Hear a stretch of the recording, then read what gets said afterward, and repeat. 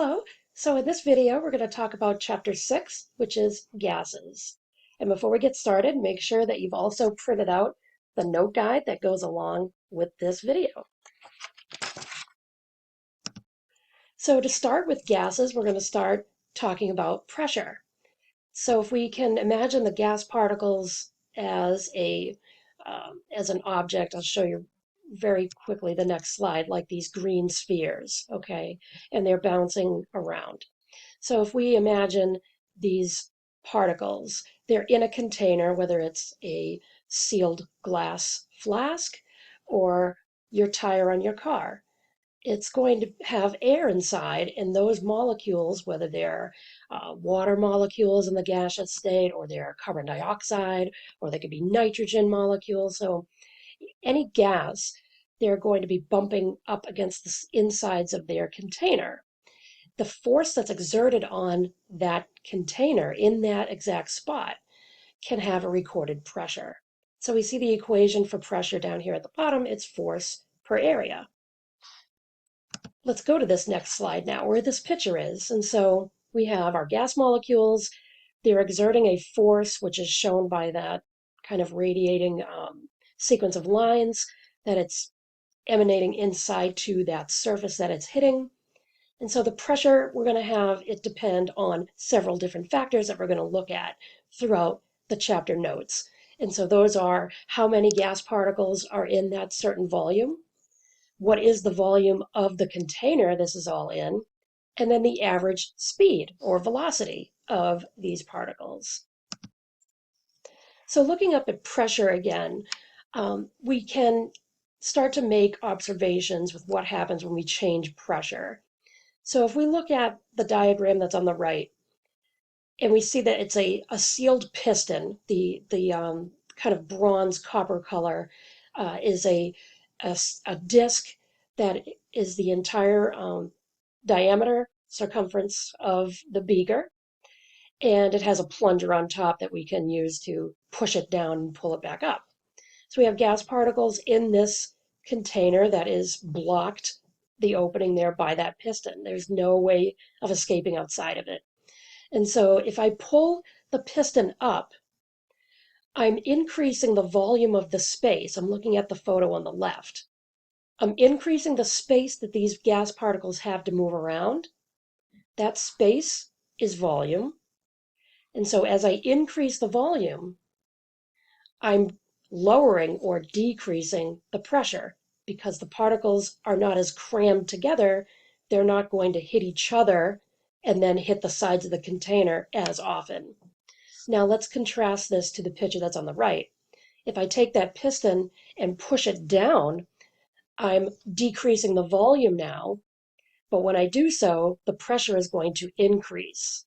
So we would call this an inverse relationship. As one goes up, the other goes down, and so on. So we can look at the density of particles. So it would make sense that the more particles there are, the more pressure you would have, because these gas particles are not only hitting the sides of the container, they're also bumping into other gas particles in that container with them. And so that's going to change the velocity and add force that will compound to where that particle is going to hit next. These are all our common pressure units. So they have their own place. You're probably familiar with PSI in your car tire pressure, and also if you have a bicycle tire pressure is measured in PSI. Atmospheric pressure, you may hear that with weather forecasts, or you might hear, I don't know if you'd say torr, but you'd hear like the barometer reading. We are in the condition of 1 atmosphere pressure all the time. We don't feel that because we've had it our whole lives. We've had this pressure on us. But if we were to go to the moon where the atmospheric pressure is less, or go to another planet where it's higher, you would feel that difference. Right? So it's the pressure of the atmosphere and what makes up the atmosphere, the different gases, that pressure pushing on us. So you'll want to know the numbers that are here. Well, you'll be given the numbers, but I just want to bring your attention to them. These are all equal to each other. They're just different ways of measuring, different systems, just like we have Fahrenheit and Celsius. They're different temperature scales, but they're just measuring a value, right? A temperature. And so that's the same thing here. So we can have different ways, different units of measuring the same measurement. The ones that I've just boxed off here in yellow, these are all equal to each other. So 14.7 psi is the same as 1 atmosphere.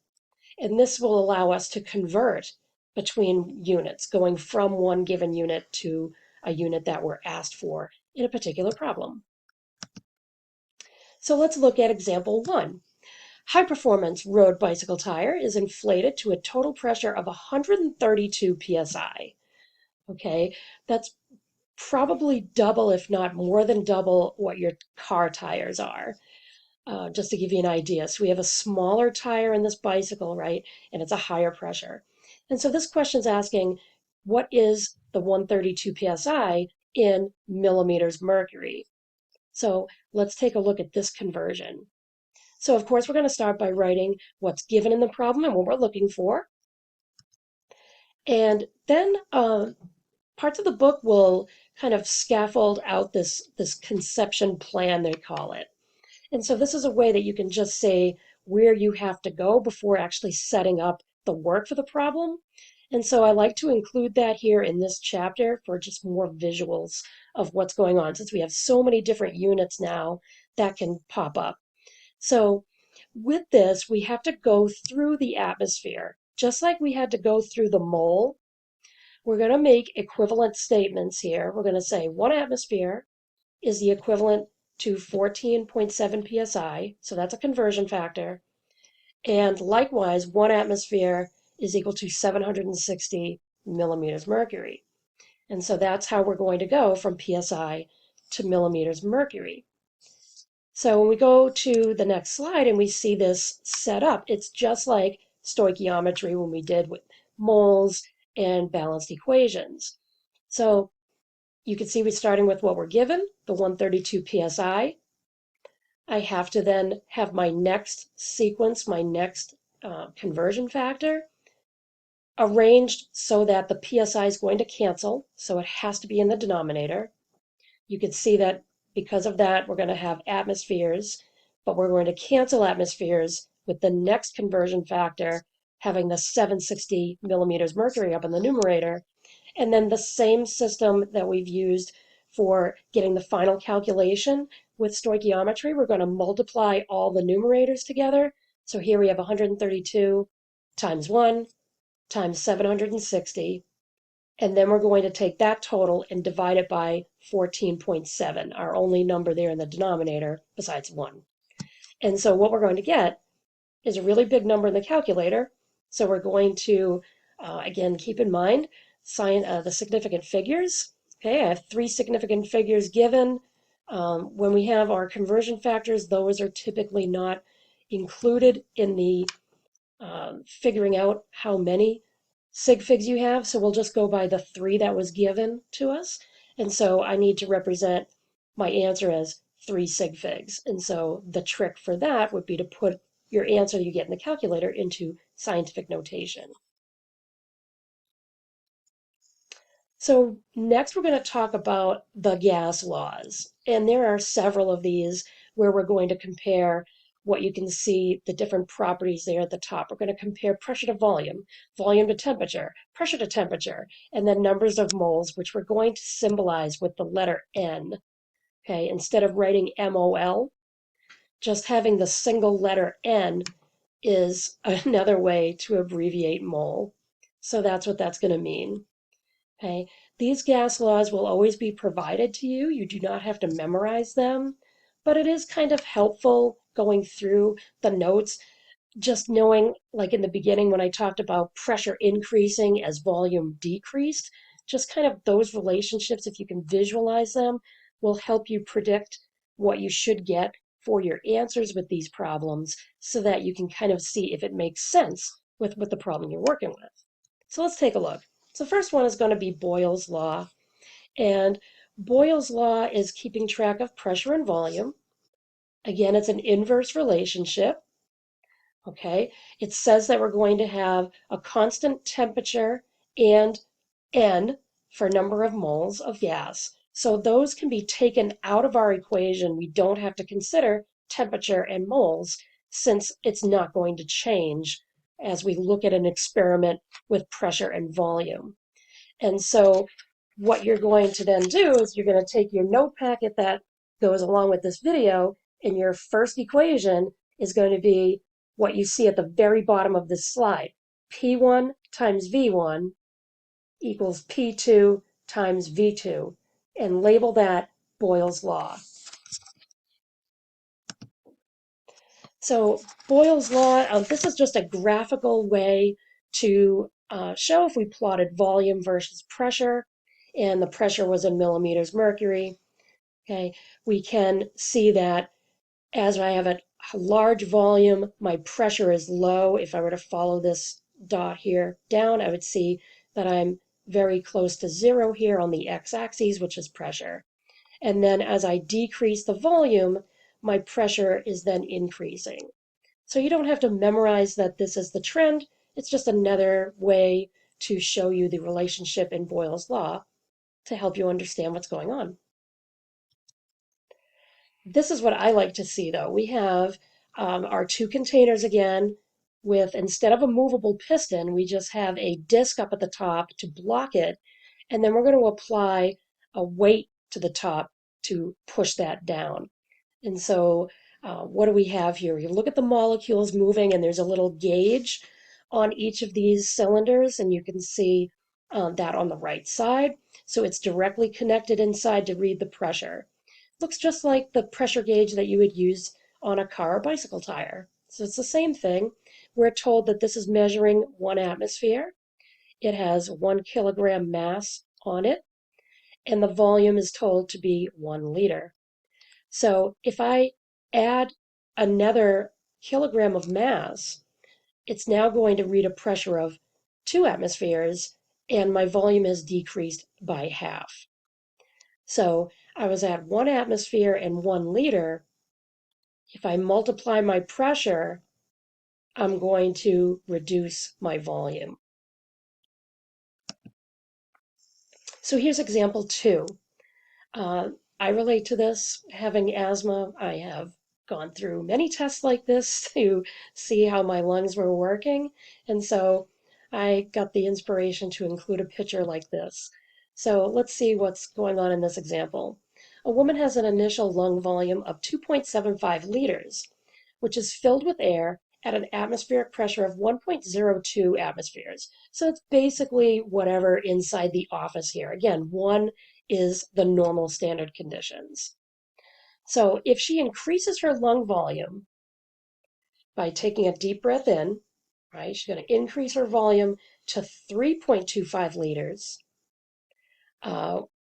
So we have without inhaling any additional air. Sorry, I didn't read that. What is the pressure inside her lungs? So we're going to see that we have pressure given and we have a volume given. That's going to be your clue that this is Boyle's law.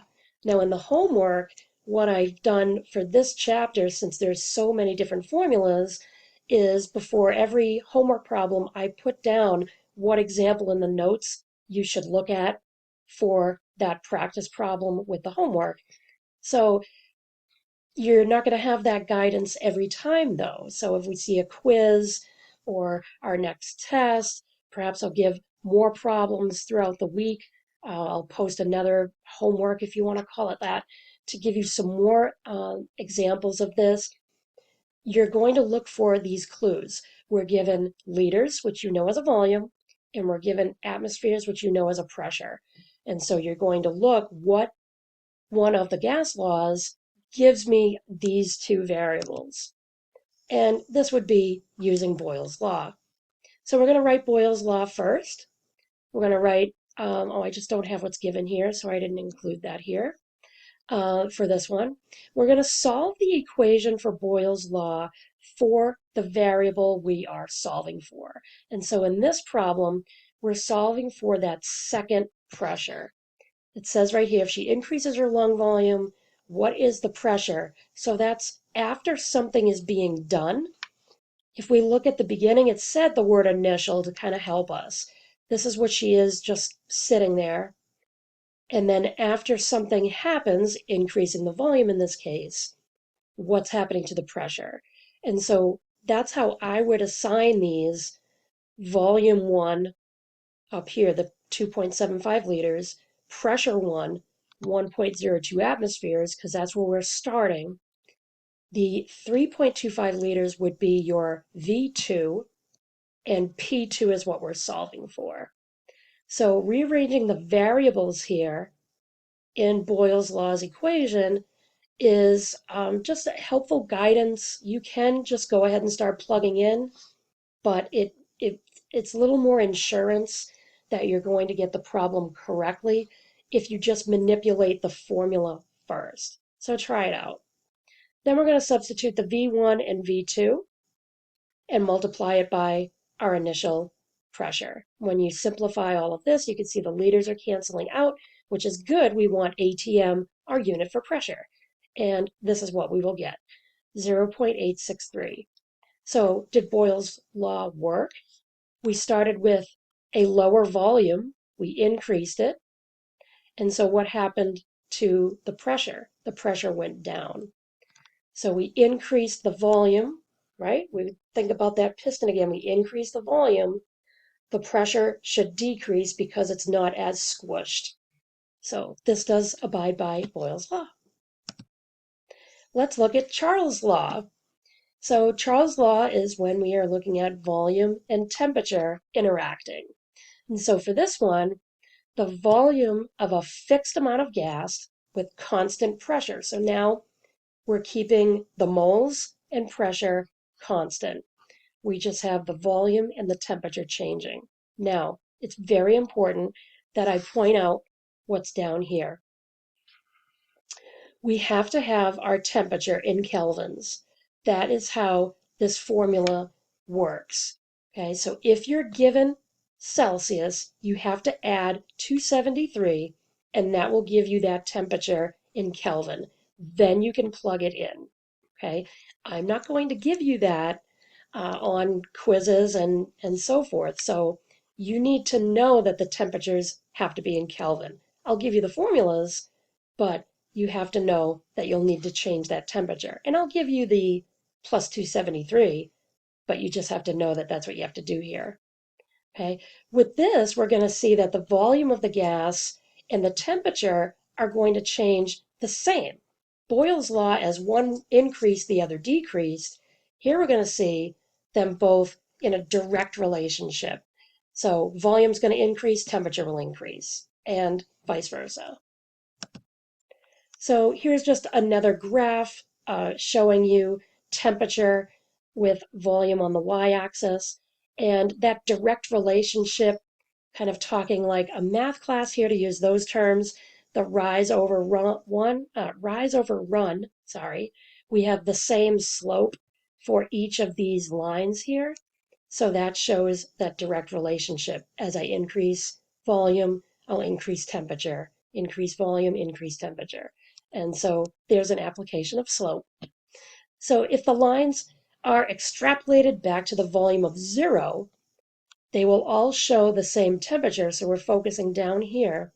If we go back to a volume of 0, we're at a temperature that's recorded as minus 273 Celsius. This is also called 0 Kelvin, and this temperature is a special temperature known as absolute zero. Okay, we have here that we can't measure this experimentally because all gases condense to liquids before reaching this temperature, and also absolute zero is defined as the temperature where molecular movement completely stops. Okay, so over here I have, sorry, my salt model is just within reach. So for an example, even when we have a solid, this compound this is my table salt model.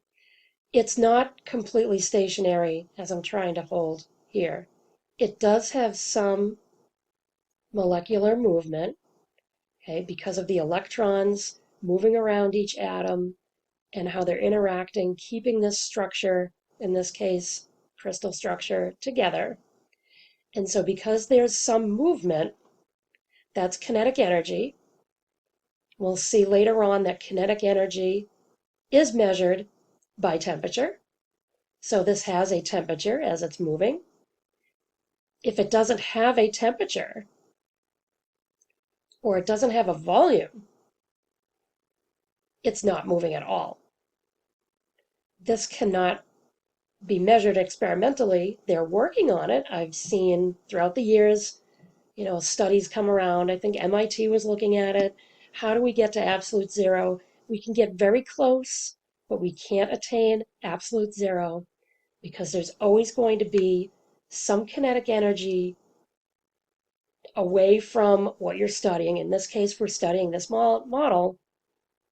It's going to be in some container, right?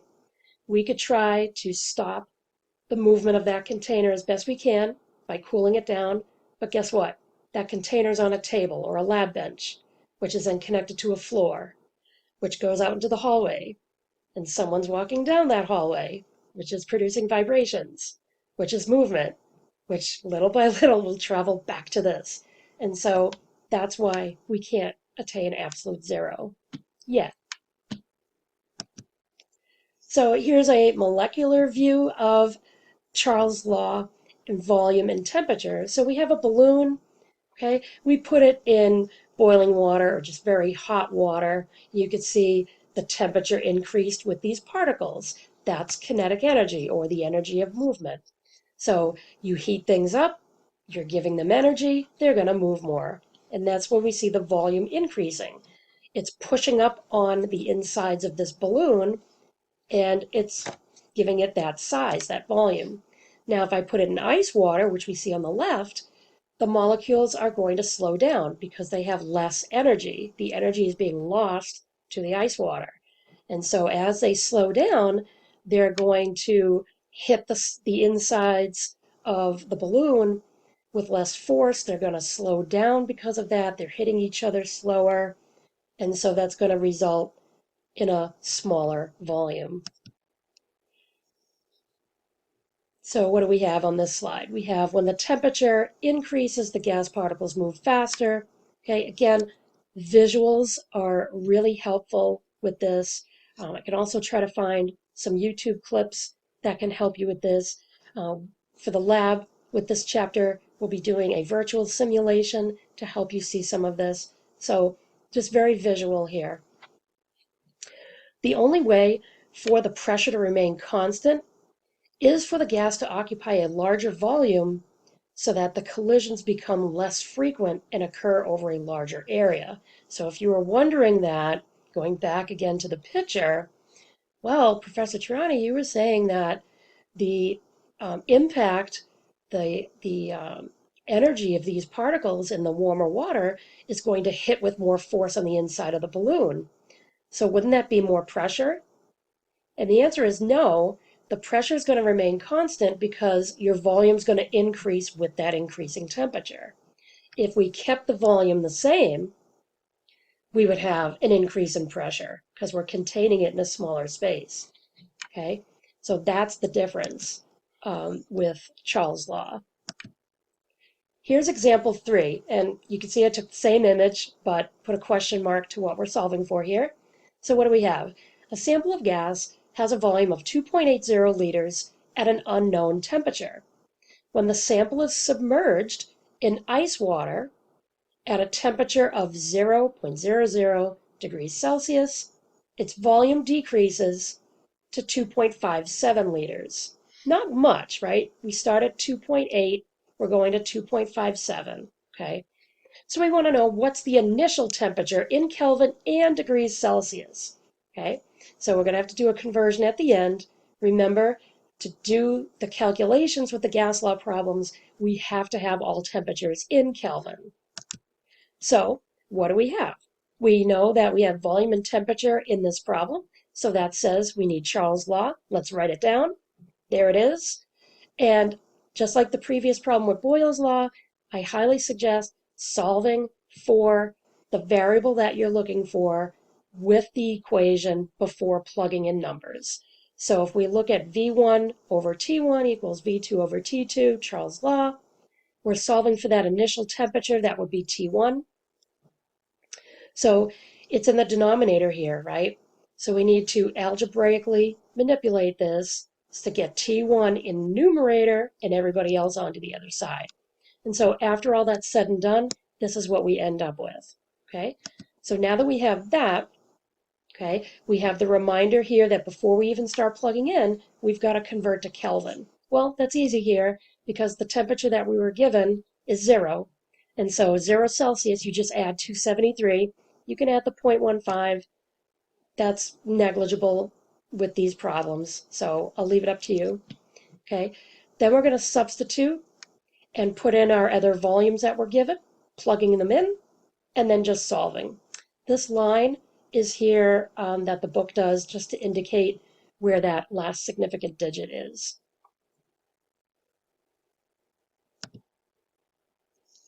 And so now that we have that, we can find the Celsius, right? So we're going to take our Kelvin temperature and we're going to subtract 273. And that would put us at 24 degrees Celsius, which is pretty warm, like high 70s, low 80s in Fahrenheit. So if you really want to know, you can calculate it yourself, but that's a fairly warm temperature. Okay, so now that brings us to conceptual connection 1. The pressure exerted on a sample of a fixed amount of gas is doubled, the pressure's doubled, at constant temperature. Then the temperature of the gas in kelvins is doubled at constant pressure. What would be the final volume of the gas? Okay, take a second, look at all the choices here, and then come back, we'll see how you did. Okay, you've had a minute to think about it and look at all the choices for this scenario. Let's see. All right, and so the answer for this one is that the final volume of the gas is going to be the same as the initial volume. What law pertains to this? You can go ahead and add that in your notes. All right, so next, after Boyle's law, after Charles' law, we're now going to talk about Avogadro's law. Yep, same dude who came up with that huge number with moles. This is actually relating to the experiments that he did. He was looking at moles and volumes of gases. So that's what we're going to investigate here with his law. So the volume is directly proportional to the number of gas molecules. What does that mean? That means if volume increases, the number of gas molecules will increase. Volume decreases, the number of molecules will decrease. Okay? So we have constant pressure and temperature, so they're going to be taken out of the equation. We're not going to see those. More gas molecules is going to result in a larger volume. Okay, we're always going to count the molecules in moles. So again, if we're given a problem where it gives us the gas in molecules, we're going to have to use 6.02 times 10 to the 23rd to convert it into moles. Okay, so just be careful with that. Then we'll see that. Okay, the gas doesn't matter with this. It doesn't matter what gas specifically it is. Water vapor, carbon dioxide, hydrogen sulfide, methane, it doesn't matter. Okay, so we'll see that. So again, a direct relationship is going to look like an increasing slope. So again, the rise over run, it's the same slope. As I increase the number of moles, I increase the volume. Increase the moles, increase the volume.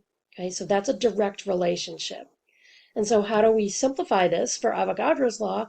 It's going to look like Charles' law. We're going to have V1 over N1, remember that means moles, and then that's going to equate to our final volume or second volume, and then the second number of moles for that problem. So Now we're at conceptual connection number 2. Which action causes the volume of a gas sample to increase? Go ahead and pause the video, take a minute, look at the choices, and come back. We'll see how you did. Okay, so you've had a minute to look over these choices. Let's see how you did. All right, so if you said A, you're correct. Decreasing the pressure at constant temperature and the number of moles. All right, so example 4. So take a look at this guy. So he's one of those, extreme athletes that they're tracking, seeing what his optimal breathing is. So he's got all of these electrodes connected to his chest, and that's coming up on a computer screen. He's also got a mask over his nose and mouth, because as you know, if you're exercising and you're really exerting, you're going to start breathing out of your mouth and your nose, right? So it wants to catch all of that oxygen movement, and we're going to get some measurements for this athlete. So let's see. A male athlete in a kinesiology research study, it's late, has a lung volume of 6.15 liters during deep inhalation, right? Breathing in real deep. That's a huge volume capacity for lungs, by the way. Okay, anyway, at this volume, his lungs contain 0.254 moles of air. Again, remember, the gas identity doesn't matter here. Okay, so you might be thinking air is composed of more than one thing. It doesn't matter here. They're just particles, okay? So during exhalation, his lung volume decreases. Here's our second volume, 2.55 liters. And so we're asked with how many moles of gas did this athlete exhale? And it says to assume temperature and pressure are constant. So when we solve this problem, we first have to solve for the number of moles of gas left in his lungs after he exhaled. Okay. Then we can use that to calculate N2, which is our variable in this problem. So what's kind of interesting here is that we talked about Boyle's law, we talked about Charles' law, we talked about Avogadro's law, and because we have these overlapping constants, we can combine all of these variables and we get the ideal gas law. And so the ideal gas law, what you'll want to write in your note sheet for the equation is what you see in the very middle of the page here, PV equals nRT. So PV equals nRT is taking all of our variables that we've talked about, right? The pressure, volume, N is number of moles, T is temperature in Kelvin, and then we have this R that's showing up now. R is a gas constant. It's a number. It's always the same number. You'll see that on the next slide. And so that'll always be given to you as well. You don't have to worry about memorizing that. Okay. We can keep, variables constant, and we'll end up getting, we can derive Boyle's law from the ideal and so on. Okay. The ideal law allows us to find one of the variables if you know the other three, right? So in this case, if I'm solving for volume, I would have to know the moles, the temperature, and the pressure. If I don't have those other three variables, I can't use the ideal gas law, right? The R is always the same. It's always plugged in as a constant, so that doesn't have to be considered. But if you're only given like temperature and pressure, you're using Boyle's law, right? So let's take a look here. We have the ideal gas law. This just shows the derivation of each of the individual gas laws. You can pause it, take a closer look at this if you want. It's also in the textbook. Let's get into example 5. Calculate the volume occupied by 0.845 moles of nitrogen gas at a pressure of 1.37 atm and a temperature of 315 Kelvin. So looking at this problem, you were given a lot of information, okay? You're always going to write down, right, what's given. And from here, you're going to say, well, gee, I've got a P, T, an N. I'm looking for a V. That's a lot of variables. What equation has all those variables in it? Ideal gas law. So with ideal gas law, we're going to start with the main equation. Here we're solving for a volume, so we're going to manipulate it to get V equals. And then we're just going to plug in. This first number here, let's see, the 845, I'm sorry, this number in the middle, the 0.08206, that is the R gas constant.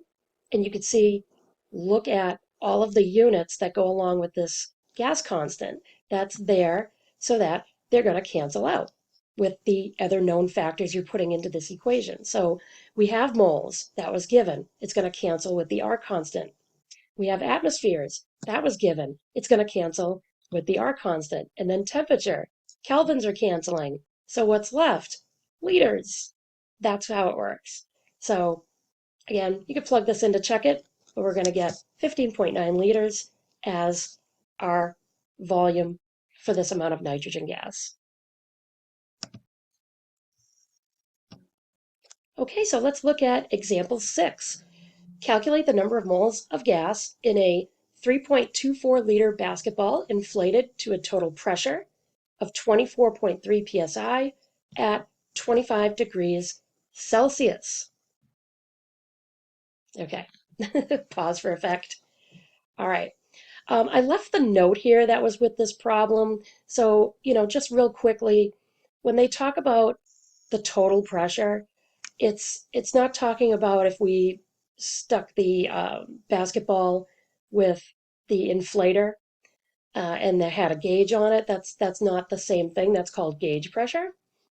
And so here, atmospheric pressure is 14.7 psi. If we go back to the very beginning, where we looked at all of those different values for measuring pressure and all those equivalents, we're told here that the gauge pressure would be a different number here, okay? So it's not the same thing if you're trying to visualize that.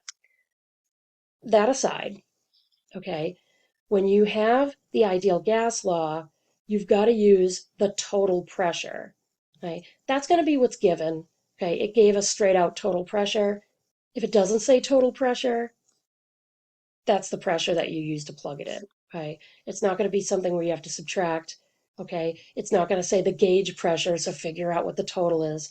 No, we don't have to do that, but it's just kind of covering its bases here by giving that note. Okay, so let's get into the actual problem, right? So what do we have? We're given a pressure, we're given a volume, we're given a temperature that's in Celsius, and we're asked to find how many moles, which is lowercase n. That says ideal gas law all over it. So we're going to write down the ideal gas law. Here we're solving for n, so we're going to rearrange it to get n equals. Okay, then we have our pressure. Okay, so looking at the ideal gas law, the R constant, here it is down at the very bottom, the R constant has atmosphere in its unit. We were given pressure in psi. Before we can start plugging in, we need to convert this pressure into atmospheres so that it can be canceled where it needs to in the ideal gas law equation. So those are the kind of things you need to look out for. We've got this R constant. Note what the units are and make sure that you're given those units in the problem. If not, you need to change them so they match. Okay, so that's what we had to do first. We've got our pressure in atmospheres. Okay, our temperature was given in Celsius. Look at the R constant. We have a K here for Kelvin. We can't have Celsius. We need to add 273 and we get Kelvin. Now all the units match the R constant. We can plug all the rest in and we're going to get a number that matches what we're looking for. All right, so now we're going to note something called standard conditions. And so this is usually abbreviated STP. So you'll see that in a problem. It'll say at STP. And so it's giving you that with the understanding that you know what that means. Okay, so STP you'll need to know. stands for standard temperature and pressure, and the standard pressure is always 1 atmosphere, just known. Okay, 1 atmosphere again is what we have on us, just normal conditions. So not changing anything in the environment. Standard pressure is 1 atmosphere. Standard temperature is 0 degrees Celsius, okay, which is equivalent to 273 Kelvin. All right, 0 degrees Celsius is freezing temperature, okay? That's 32 Fahrenheit. So it's a little different, okay? A lot of students see standard and they think like room temperature. It's not the same thing for this, okay? The standard temperature that most experiments are carried under is at 0°C. If it said standard ambient temperature, SATP, that would be 25 degrees C, which is average room temperature. Okay, so there's a difference there. But for all intents and purposes, STP, you're going to know as 0°C and 1 ATM. Okay, so molar volume. All right, moving right along. So we can define the volume of a gas for each mole at STP. Look past all this math that we took to get there and just write down what you need to know. Okay, the volume of 1 mole of a gas, no matter what it is right at the bottom here. 22.4 liters is the volume for 1 mole of any gas. That's a conversion factor, right? 22.4 liters is equal to 1 mole, no matter what it is. Okay, that's really good information. We can now use this in conversions, right? Solving the ideal gas equation, for 1 mole of gas, you'll get the 22.4 that was on the previous slide.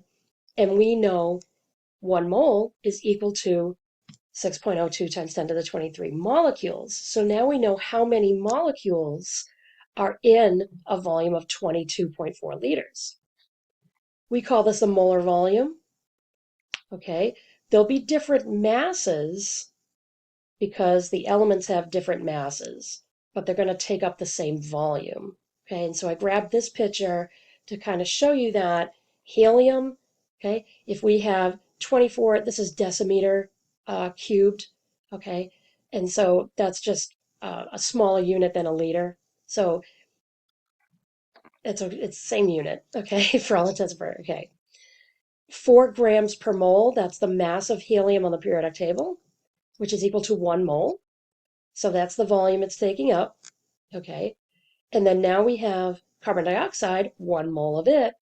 Add up carbon and 2 oxygens, you're going to get 44 grams per mole. But it's still the same, decimeter cubed, right? Length times width times height kind of familiarity there with calculating volume of something. So that's getting us to our liter. So DM3 and liter are the same. I believe this image may have originated in a different country, and that's probably why it's DM3. We use liter here, don't worry. All right, here's an image from the book, and we're looking at helium, we're looking at xenon, we're looking at methane. Okay, the molecules are all different. We can see helium is small. It's only the second element, so it's very small.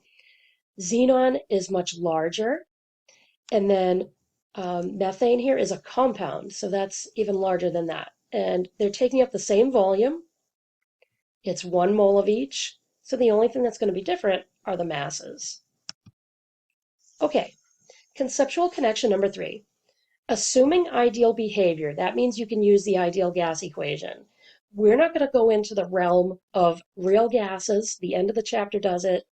That's kind of beyond the scope of general chemistry, though. So we're going to stick with just ideal gases. So that's always going to be the case. This is just how this problem's worded.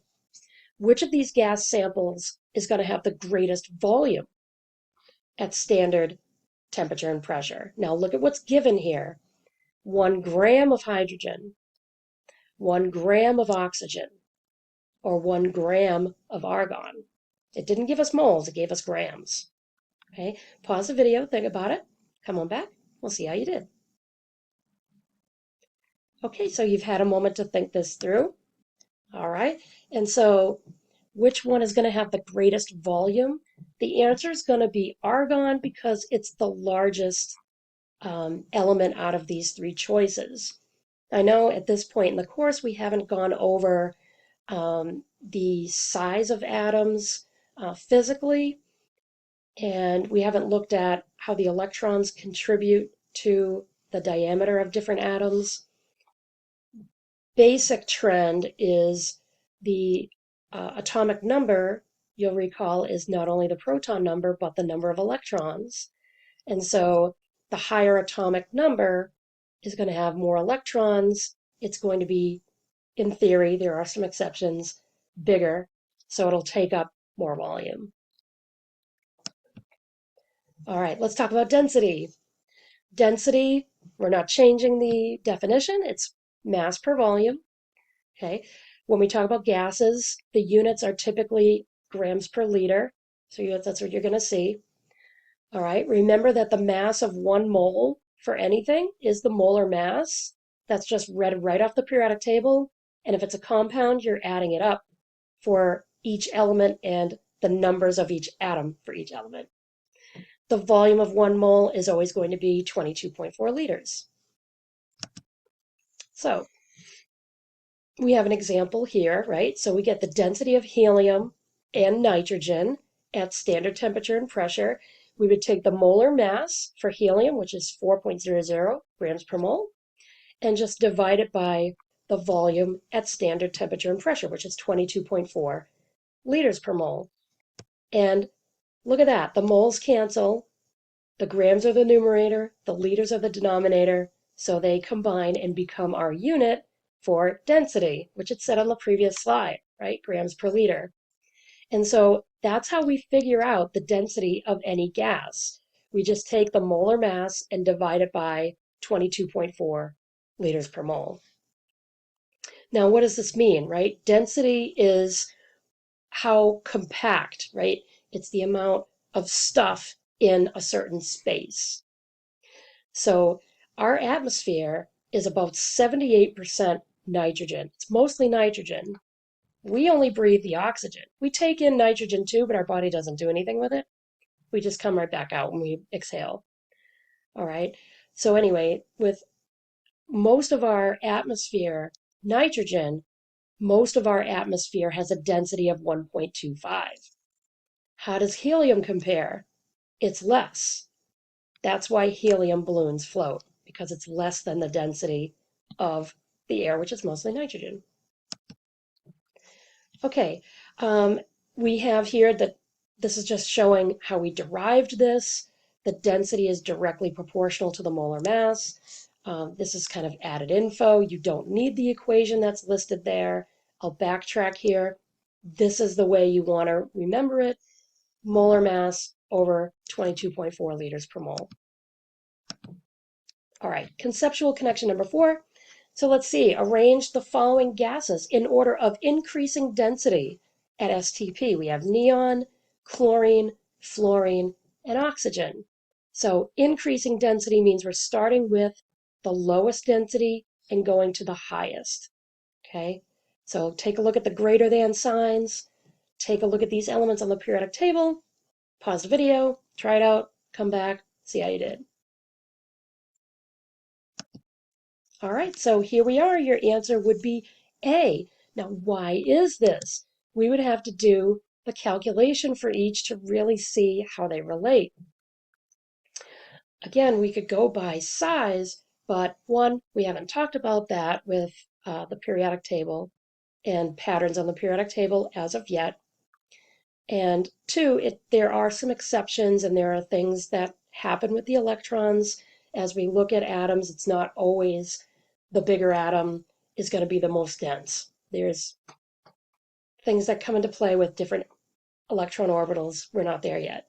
So we will have to do the calculation to figure out how they're going to relate to each other. So we get neon. We'll do the same for oxygen. We'll do the same for fluorine.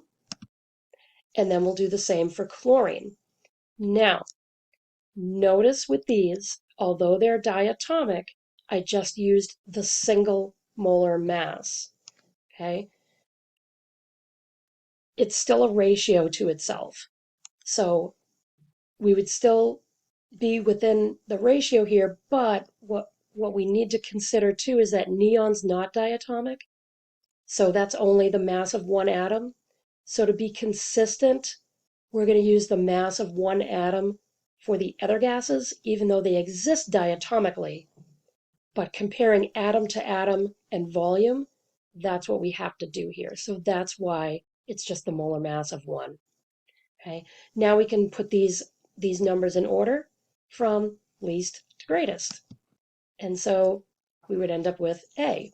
Now I also wanted to grab this, and this just shows the density, and the higher the blocks are raised on this periodic table shows the higher the density. And so you can see how it's kind of a wave. It's not a consistent pattern. And so I just wanted to throw this in here. Oh, I also blocked where the elements were. So here's neon. Okay, oxygen is to the left, right? Fluorine's in between the two, and then chlorine's under neon. So because they're all over the place, there's really no direct pattern with density in the periodic table.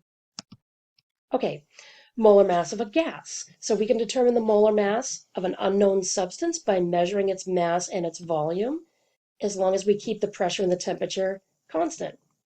So we can use the ideal gas law to then solve for moles. And then we can get the molar mass. So we have an equation for this. Molar mass is the mass over the moles. Let's take a look at example 7. A sample of gas has a mass of 0.311 grams. Its volume is 0.225 liters. The temperature is 55 degrees Celsius.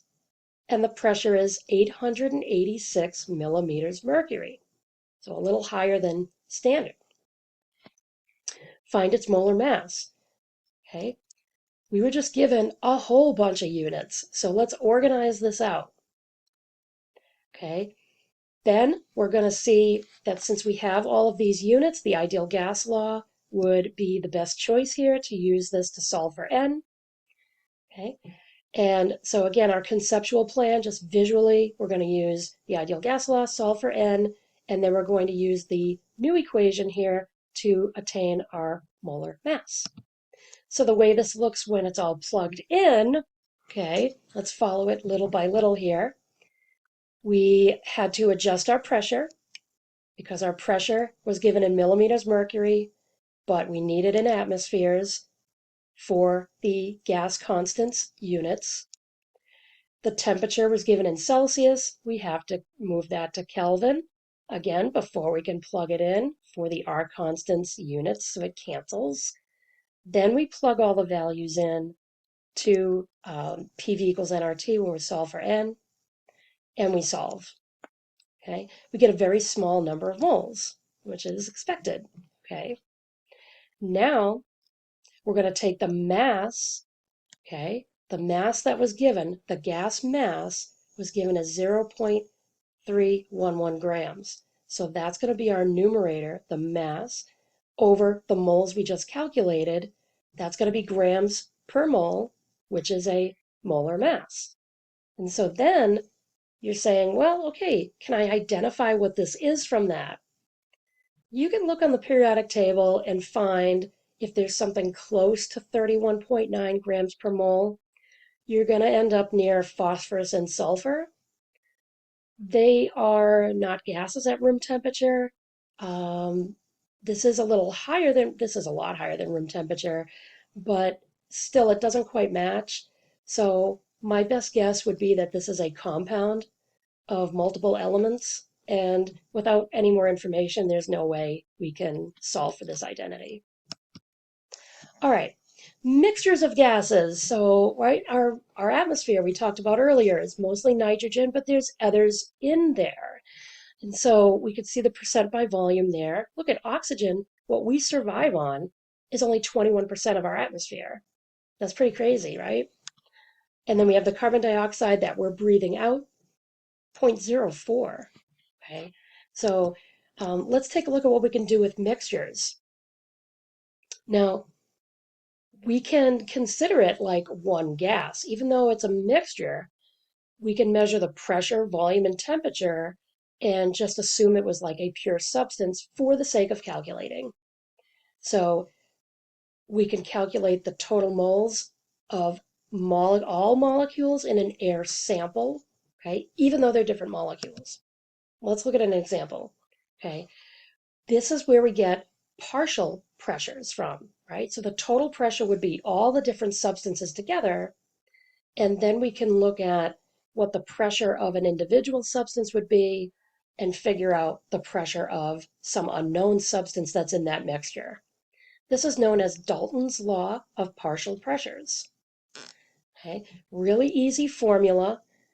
The P total pressure is equal to the pressure of gas A plus the pressure of gas B plus the pressure of gas C, and so on, however many gases you have in that mixture. And so we can also solve for one of these gases if we know the total, right? It's just subtraction. So let's take a look at an example here, and this is example 8. A mixture of 4.5% hydrogen, 76% oxygen, 19.5% nitrogen has a total pressure of 2.3 atmospheres. And in this question, they want you to figure out what the partial pressure of each gas is. We're given the percents out of the total, and then we're given the pressure of the total. So let's see if we can kind of work this out, how this is going to go. We're going to say what we have given. We're given the total pressure, P sub T, okay? We're given our percents, and we're asked to find the pressure of each. So that's how I've written each one. Okay. What you're going to do is you're going to express each percent as a decimal, and then multiply it by the total pressure. And that's all you need to do. You're going to get the pressure of each individual gas. You can check your work by adding up each of these individual pressures, and you should get that total pressure that was given. And in here we do. So that's a check for your work with this type of question. Example 9. A second way of calculating the partial pressure is to use the ideal gas law. So let's look at an example using this. A 2.5 liter sample at 273 K contains 0.006 moles of hydrogen, 0.0024 moles of oxygen, and 0.0002 moles of methane. And here we're just asked for the partial pressure of one of the gases, oxygen. Now look at the clues. The last example we were given percentages. This one we're given numbers of moles. So when you see moles, you should think of the letter N, and then that should bring you to the ideal gas law. So here we are, the ideal gas law, okay? PV equals nRT. All we did here is put in the subscripts to say just oxygen, okay? We're going to plug in our volume that was given. We're going to plug in the moles for just the oxygen. Here's our R constant, never changes. The temperature that was given gets plugged in as well. All of the units are where they are needed to be, so they cancel with the R constant. So we don't need to do anything additional there, just the math, and we get that the oxygen partial pressure is 0.022 atm. All right, now let's talk about reactions. We've already gone for about an hour now. There's a little bit left.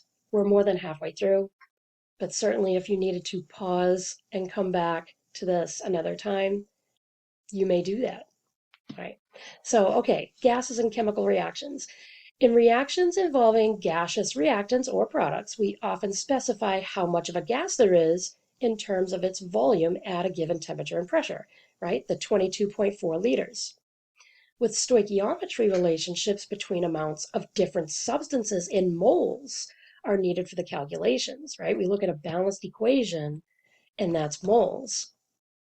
So when we have gases in a reaction that's balanced, we need to use the ideal gas law. And we can arrange the ideal gas law to solve for two things. So I've boxed them separately here so that you can see them. So for stoichiometry, we can use the ideal gas law and solve for mole if we're given volume. And so this is the equation we would use for that. Or if we're given the amount of moles, we can then solve for the volume.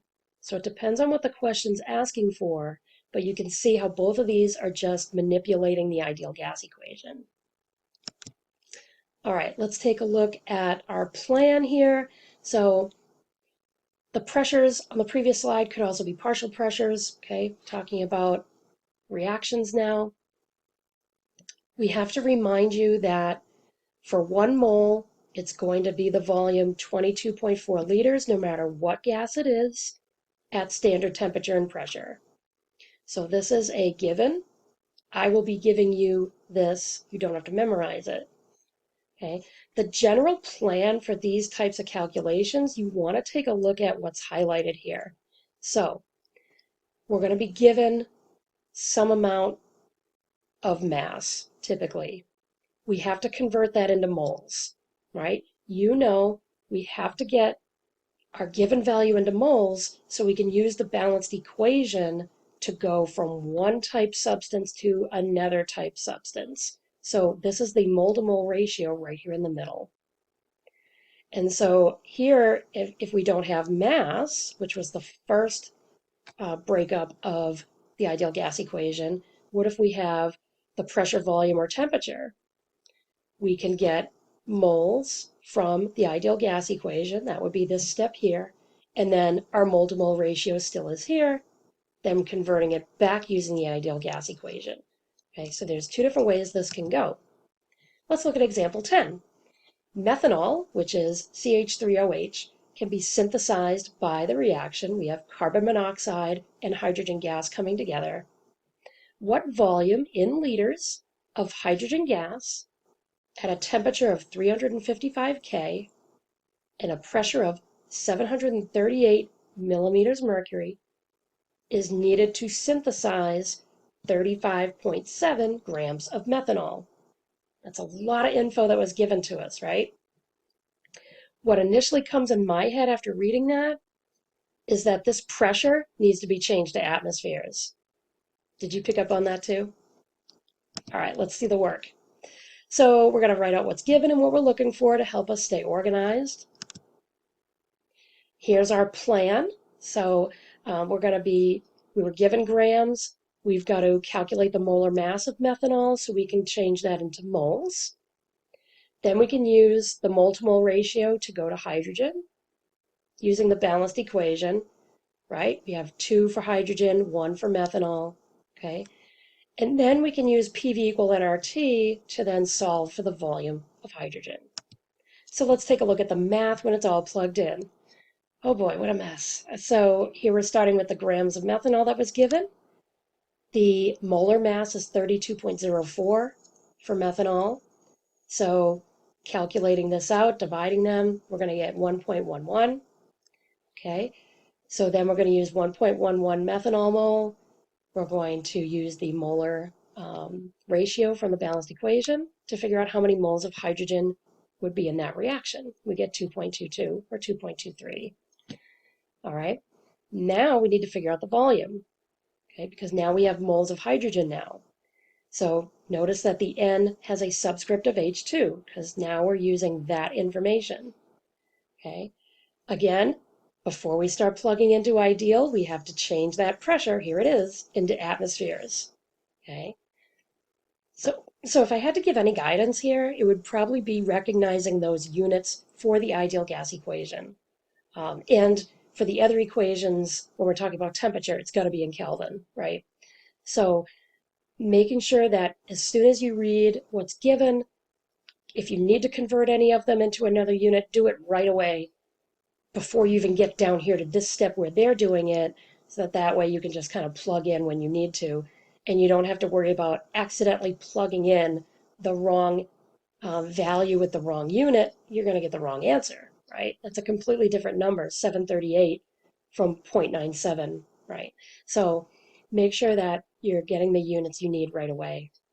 So then we're going to plug everybody in, and we're going to get 66.9 liters for hydrogen. Example 11. How many grams of water form when 1.24 liters of hydrogen gas at standard temperature and pressure completely react with oxygen? Okay, so what's given? Okay, we have completely reacts with oxygen, so that's going to be our limiting reactant. It doesn't matter what we have there. We're looking at the given hydrogen here. Okay, so what's our plan look like for this type of problem? Okay, you're given information about one chemical, here the hydrogen, and you're asked to find information about another, water. We need a mole-to-mole ratio. We need a balanced chemical equation. It's the only way you can change one chemical to another. So you know that that's coming. How do you get it there? We're given liters. That's got to be moles to get me to a mole-to-mole ratio. So we use the fact that 1 mole for any gas is 22.4 liters. Okay? We're just going to say it's hydrogen because that's what we're trying to calculate here. But that's a ratio for any gas. We end up with our moles of hydrogen. The moles of water, if we see the balanced equation, I don't know why I didn't have that pop up here, you would see as a 2-to-2 ratio. And then finally we have the molar mass of water with its 1 mole, and then we're going to convert that into grams using that relationship there, that conversion factor. And so this is what it looks like with all the values plugged in. And so we're going to get just under a gram of water formed. Okay, conceptual connection number 5. It's been a while since we saw one of these. Nitrogen and hydrogen react to form ammonia according to the following equation. Consider the following representations of the initial mixture of reactants and the resulting mixture of the reaction after some time. If the volume is kept constant, okay, we're not squishing, we're not increasing, nothing's added to the mixture, what happens to the pressure as the reaction takes place? Okay, look at the picture. Here's a clock telling us that some time has gone by to start initially, and then a lot more time has transpired. The reaction is complete. Okay, you can see how the molecules look here versus over here we have some compounds that have formed. What do you think is going to happen to the pressure? Okay, the pressure is going to go down. There are fewer molecules after the reaction takes place. So if we look at this, we can look at the balanced equation up here, and we can count moles. Okay, I have 1 mole of nitrogen. I have 3 moles of hydrogen. They're both on the reactant side of the equation. There's a plus sign. 3 plus 1 is 4. So I have 4 moles of gas reacting. And what do I get at the end? Just 2 moles of a product gas. So that's fewer molecules per the same volume. The pressure is going to go down. All right. The last topic here is talking more about the theory of how gases behave and move. And so this is going to kind of wrap us back to the beginning of this chapter. The kinetic molecular theory is abbreviated KMT, so you might see that. Okay, the gas is modeled as a collection of particles, which could be molecules or atoms, depending on the identity. They're always in motion. So we have a stopper on top of a boiler flask here when they're round. And we can see that molecules are hitting the sides of the container, and we have kind of an action mark in those spots here. And then they're also colliding with each other as they cross paths. So just imagine that taking place. The kinetic molecular theory has a few main bullet points, so you'll want to familiarize yourself with these. This is typical questions that show up on tests and quizzes. So the size of the gas molecules we can set aside. We're not going to consider that. The average kinetic energy is directly proportional to the temperature. That's what temperature is. Temperature is a measurement of kinetic energy. And I kind of alluded to that earlier when we talked about absolute zero.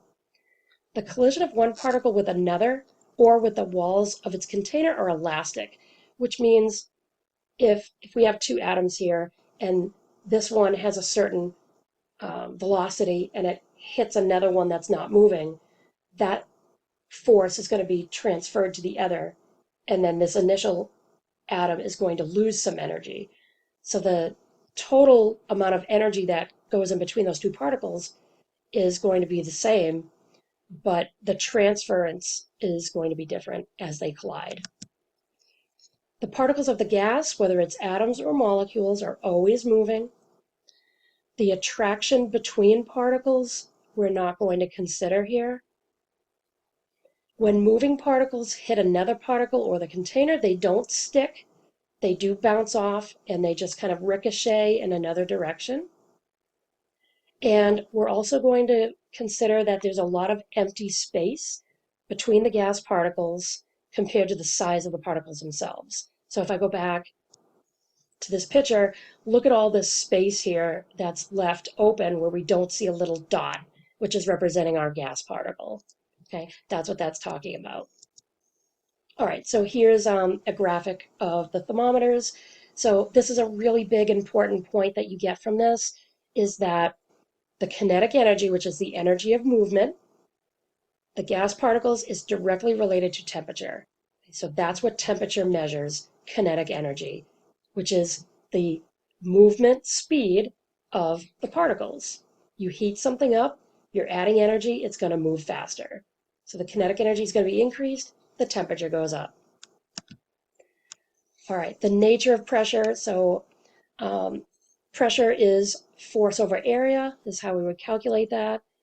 The gas particles are constantly moving. They're hitting the sides of the container. Again, we're wrapping this back to the beginning of the talk here. So we get a constant pressure from that exertion. We can look at the kinetic molecular theory and the ideal gas law. Sorry, the word ideal is getting cut off by me. There it is. Okay. The kinetic molecular theory is a quantitative model. So quantitative means it's got a numerical value that implies the ideal gas law.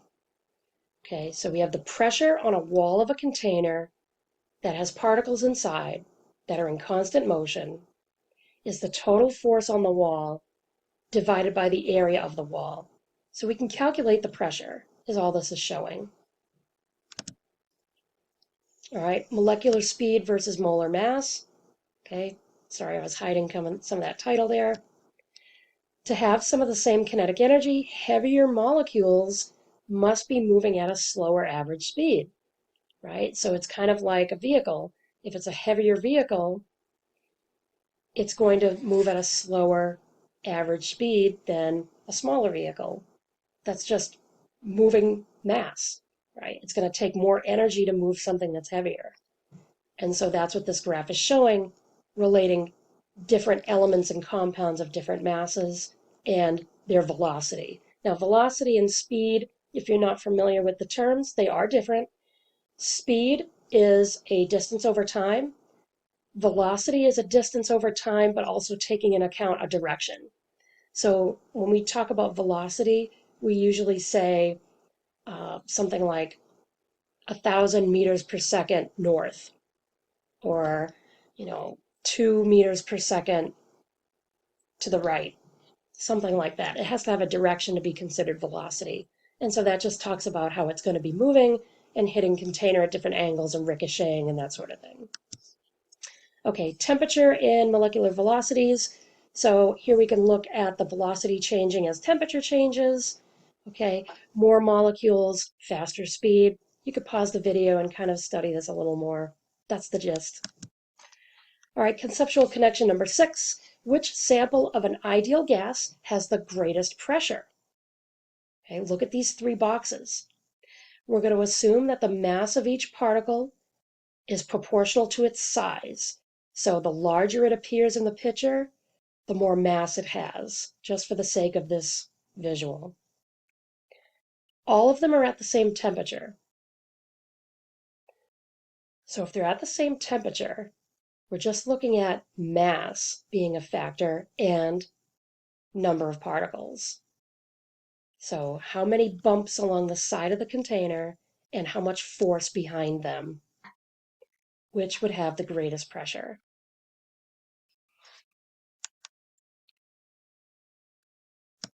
The answer is C. Okay, so even though B has these huge molecules, they're going to be moving slower, right? Because they're larger. So they're large, but they're going to move slower. So when they hit the side of the container, it's not going to be much force behind it. Whereas if we look at C, the size of the particle for C is virtually identical to A. I would say they are the same size looking at this picture. But because I have more molecules in box C, they have more opportunity to hit each other, more opportunity to hit the sides of the container at the same time, which contributes to the overall pressure. All right, last big topic here, diffusion and effusion, they are different. Okay, diffusion of something is when we have high concentration going to low concentration. And so my example here is perfume being sprayed, right? So if someone sprays a bottle of perfume at one end of the classroom, one corner of the classroom, the students in that corner are going to have the highest concentration of that perfume nearest them. So they're going to, of course, smell it first versus the students on the direct opposite side of the classroom. Because as you can see in this picture, the higher concentration is right at the nozzle, and then it starts to spread out as it gets propelled forward. And so that is diffusion. Let's look at example 12. Hydrogen sulfide, which is H2S, it smells like rotten eggs. Okay, sulfur has a rotten egg smell. Methyl salicylate smells like wintergreen, so think like chewing gum. And then benzaldehyde smells like almonds, a nutty flavor. So we spray these 3 different substances at the same time from the same location in the room. What odor would be smelt first at a further distance away, right? So which one are you going to smell first? Look at what we have here for information. Go ahead and pause the video and then we'll talk about it. All right, so the only way to compare these different substances to them is looking at their atomic mass. And so remember, AMU just stands for atomic mass unit. That's different from grams per mole because an atomic mass unit is looking at just one atom or one molecule. It's still calculated the same way, adding up the mass on the periodic table, but it's what scale are you looking at to decide that unit. So we're looking at just individual molecules here. So let's look at what we've added up here. So the largest one is the wintergreen. So remember, the biggest one is going to be the slowest, right? So the wintergreen, you're going to smell last. Okay, these are all at the same temperature, so they're going to have the same kinetic energies. That's not a factor.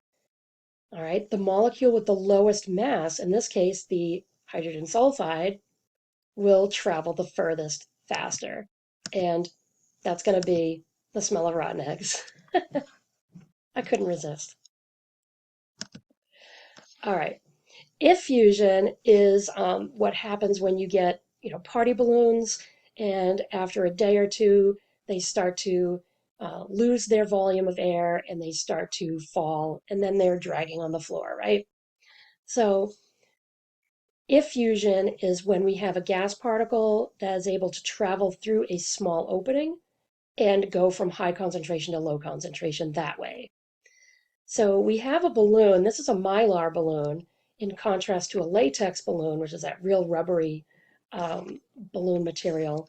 The mylar is a harder material. It's a more compact material, but is still porous. The latex is more porous. That's why those lose air quicker than the Mylar balloons. That's why these are, very popular. They last longer, but they still do have openings and holes in the material where the gas, this is just helium, right? So it's small, is able to, over time, get through these openings, and that's how it loses its volume. Okay, here's just a graphic similar to the one on diffusion, showing there's a small hole here. So this little particle, if it hits just at the right time, at just the right, angle, it's able to pass through that opening. Okay, the last calculation we have here is Graham's law of effusion. And so here we're looking at rate for the first time in this course. For two different gases, we're at the same temperature, so same energy. The ratio of the rates of effusion, right, so how quickly they're able to move out, is given by the following. So we have different substances here. We have chemical A and chemical B. The rate is like our velocity, so it's a distance over time measurement. And then we have this square root here. So let's take a look at this in moving an example. So example 13, if neon gas travels at a velocity of 400 meters per second at a given temperature, calculate the velocity of butane at the same temperature. So what are we looking at here? We're comparing neon, which is an element, to butane, which is a compound. Okay, what are we given for each one? We're given the mass of neon. Just look it off the periodic table. Now in this example, it rounds it. On the periodic table that I've provided to you, you'll know that neon is 20.18. Here they're just using 20.2. It was too challenging and too time consuming for me to go ahead and change all of these in the pictures. That's why it's left alone. I didn't bother matching it to our table. Stick with me, okay? Then we're given the velocity of neon here.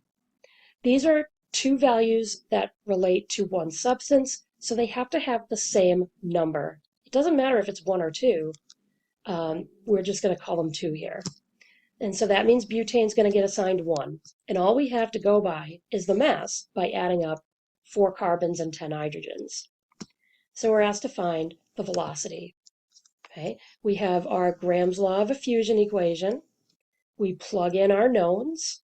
Okay, remember your rules of operation from math class so that you do this in the correct order. And from that, we're going to get a velocity of 236 meters per second. Now we can ask ourselves, does this make sense? Okay, the neon, which is an element, a single atom, is moving at 400 meters per second. It's smaller. It's 1 atom. At the same temperature, butane, which is a much bigger compound, is moving at 236. It's slower because it's heavier. That is the end of this ginormous chapter. Thank you for hanging out for the entire video. Go ahead and check out the homework that goes along with this. Again, I tagged every homework question with the example from the notes that would go along with it, since there's so many different formulas going on in this chapter. So try it out and also be on the lookout for more problems that I may send your way for some extra practice.